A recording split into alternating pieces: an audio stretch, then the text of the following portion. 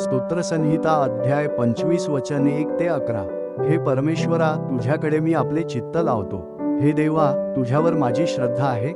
माझी फजिती होऊ देऊ नकोस, माझ्या वैऱ्यांना माझ्यावर विजयी होऊ देऊ नकोस। तुझी कास धरणारा कोणीच फजित होत नाही। निष्कारण कपट करणारे फजित होतात। परमेश्वरा, तुझे मार्ग मला दाखव, तुझ्या वाटा मला प्रकट कर। तू आपल्या सत्पथाने मला ने, मला शिक्षण दे, कारण तूच माझा उद्धारक देव आहेस। मी तुझी नित्य प्रतीक्षा करतो। हे परमेश्वरा, तू आपला कळवळा व वात्सल्य आठव, ती पुरातन काळापासून आहेत। हे परमेश्वरा, माझी तारुण्यातली पातके व माझे अपराध आठवू नकोस। तू आपल्या वात्सल्यानुसार माझे स्मरण कर। तो परमेश्वर उत्तम व सरळ आहे, म्हणून तो पातक्यांना सन्मार्ग दाखवतो।